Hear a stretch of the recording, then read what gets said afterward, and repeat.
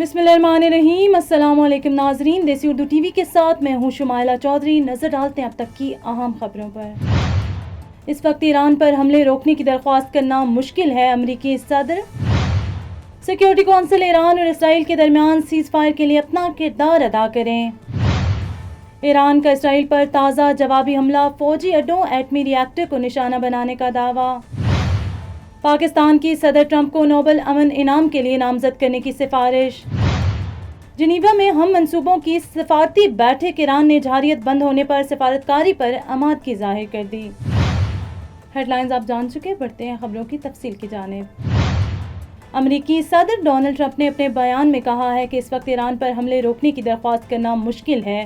ہم ایران سے بات کر رہے ہیں، دیکھیں گے کیا ہوتا ہے۔ امریکی صدر ڈونلڈ ٹرمپ نے میڈیا سے گفتگو کرتے ہوئے کہا، جو مواد ایران نے پہلے ہی اکٹھا کر لیا ہے وہ بہت بڑی مقدار میں ہے۔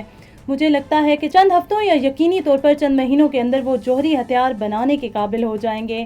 ہم ایسا نہیں ہونے دے سکتے۔ ہماری انٹیلیجنس سربراہ تلسی گیبارڈ اس حوالے سے بیان درست نہیں۔ ایران سے بات کر رہے ہیں، دیکھتے ہیں کہ کیا ہوتا ہے۔ انہیں 2 ہفتے کا وقت دیا ہے۔ مزید کہا، اسرائیل اچھا جا رہا ہے، وہ جیت رہا ہے، ایران ہار رہا ہے۔ اس وقت حملے روکنے کی درخواست کرنا بہت مشکل ہے۔ اگر کوئی جیت رہا ہو تو یہ کام کرنا تھوڑا مشکل ہوتا ہے۔ ایران میں زمینی فوج داخل کرنا آخری آپشن ہوگا۔ اقوام متحدہ میں پاکستان کے مندوب عاصم افتخار نے کہا ہے کہ سیکیورٹی کونسل ایران اور اسرائیل کے درمیان سیز فائر کے لیے اپنا کردار ادا کرے۔ جمعہ کو اسرائیل ایران جنگ پر اقوام متحدہ کی سلامتی کونسل کا اہم اجلاس ہوا۔ اقوام متحدہ کی سلامتی کونسل سے خطاب کرتے ہوئے پاکستانی مندوب عاصم افتخار کا کہنا تھا کہ پاکستان ایران کے خلاف اسرائیلی جارحیت اور غیر قانونی اقدامات کی مذمت کرتا ہے۔ اسرائیل اور ایران تنازع کا پرامن حل چاہتے ہیں۔ اسرائیلی جارحیت سے خطے کے امن کو شدید خطرات لاحق ہیں۔ پاکستانی مندوب نے کہا کہ سیکیورٹی کونسل ایران اور اسرائیل کے درمیان سیز فائر کے لیے اپنا کردار ادا کرے، سفارتکاری کو ایک موقع اور دیا جائے، فریقین فوری بات چیت کی طرف آئیں، صورتحال قابو سے باہر ہونے سے پہلے امن کے قیام کو یقینی بنایا جائے۔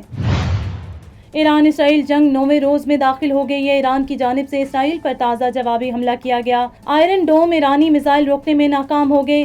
مقبوضہ وسطی اور جنوبی فلسطین میں سائرن بج اٹھے۔ حائفہ پر ایرانی حملوں میں زخمیوں کی تعداد میں اضافہ ہو گیا، اب تک 45 افراد زخمی ہو گئے۔ ایران نے اسرائیل کے فوجی اڈوں دمونا میں ایٹمی ری ایکٹر کو بھی نشانہ بنانے کا دعویٰ کیا۔ ایران کے میزائل حملوں میں وسطی اسرائیل میں عمارت میں آگ بھڑک اٹھی۔ اسرائیلی جنرل نے انتباہ کیا ہے کہ ایران کے ساتھ جنگ طویل ہو سکتی ہے، عوام تیار رہیں، مزید مشکل دن آنے والے ہیں۔ ایران کے شہر اصفہان میں دھماکوں کی آوازیں سنی گئی۔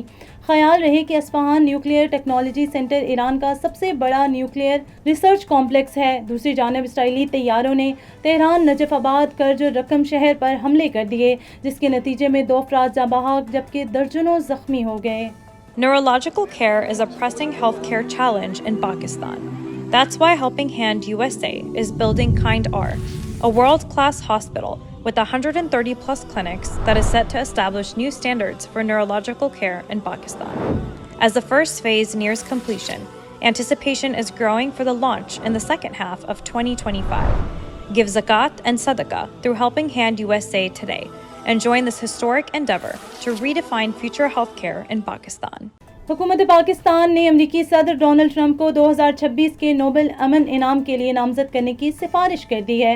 حکومت پاکستان نے یہ فیصلہ پاک بھارت کشیدگی کے دوران امریکی صدر ڈونلڈ ٹرمپ کی فیصلہ کن سفارتی مداخلت پر کیا ہے، جس کے باعث ایک ممکنہ جنگ کو روکا جا سکا۔ پاکستانی حکام کا کہنا ہے کہ صدر ٹرمپ نے ایک عظیم اسٹریٹجک بصیرت اور شاندار حکمت عملی کا مظاہرہ کرتے ہوئے اس تیزی سے بگڑتی صورتحال کو کنٹرول کیا اور دونوں جوہری ریاستوں کے درمیان جنگ بندی کو یقینی بنایا۔ حکومتی بیان میں کہا گیا کہ اگر اس تنازع کو نہ روکا جاتا تو خطے اور اس سے باہر کے لاکھوں افراد کو تباہ کن نتائج کا سامنا کرنا پڑتا۔ یہ مداخلت صدر ٹرمپ کے حقیقی امن ساز کے کردار اور مذاکرات کے ذریعے تنازعات حل کرنے کے عزم کا منہ بولتا ثبوت ہے۔ پاکستانی حکومت کی جانب سے اس اقدام کو سفارتی سطح پر غیر معمولی قرار دیا جا رہا ہے۔ عالمی برادری سے اپیل کی گئی کہ وہ اس تاریخی کردار کو تسلیم کریں جو صدر ٹرمپ نے امن قائم کرنے کے حق میں کیا۔ اس حوالے سے وزارت خارجہ جلد ناروے کے نوبل کمیٹی کو رسمی خط ارسال کرے گی، جس میں ٹرمپ کی نامزدگی کے حق میں دلائل اور شواہد شامل کیے جائیں گے۔ ایران اور اسرائیل کے درمیان جاری کشیدگی کے بعد پہلی بار ایران کے وزیر خارجہ نے عباس عراقچی نے یورپی ممالک کے اعلیٰ حکام سے جنیوا کے ایک ہوٹل میں بالمشافہ ملاقات کی۔ ملاقات میں جرمنی، برطانیہ، فرانس اور یورپی یونین کے خارجہ پالیسی نمائندوں نے شرکت کی۔ ملاقات کے بعد ہونے والی مشترکہ پریس کانفرنس میں جرمن وزیر خارجہ نے زور دیا کہ امریکہ کی شمولیت کے بغیر اسرائیل ایران بحران کا کوئی پائیدار حل ممکن نہیں۔ برطانوی وزیر خارجہ نے کہا کہ ایران، فرانس، جرمنی کے لیے اپنے ہم منصبوں کو اور یورپی یونین کی خارجہ پالیسی کے سربراہ کے ساتھ ملاقات میں انہوں نے فیصلہ کیا کہ وہ شروع ہونے والی بات چیت اور مذاکرات کو جاری رکھنے کے لیے خواہش مند ہیں۔ انہوں نے اپنی گفتگو میں بتایا کہ یہ خطرناک لمحہ ہے اور یہ بہت اہم ہے کہ ہم اس تنازع کو علاقائی طور پر بڑھتے ہوئے نہ دیکھیں۔ یورپی رہنما واضح کر چکے ہیں ایران جوہری ہتھیار نہیں رکھ سکتا۔ ایران سے اپیل کرتا ہوں کہ وہ امریکہ کے ساتھ بات چیت کا عمل جاری رکھیں۔ فرانسیسی وزیر خارجہ نے کہا کہ ایرانی وزیر خارجہ مذاکرات پر آمادگی کا اندیا پہلے ہی دے چکے ہیں اور وہ جوہری معاملات سمیت دیگر اہم امور پر بھی تبادلہ خیال کے لیے تیار ہیں۔ دیسی اردو ٹی وی سے فی الوقت اتنا ہی۔ مزید خبروں اور اپڈیٹس کے لیے دیکھتے رہیے دیسی Urdu T V. You came to this country for a brighter future for you and your loved ones. You've made it this far. Now it's time to become a citizen.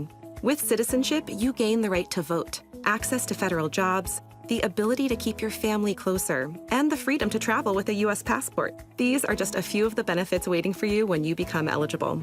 We're here to help you through the process with free resources and personalized guidance. Together, we can make it easier. Get started at becomeacitizentoday.com.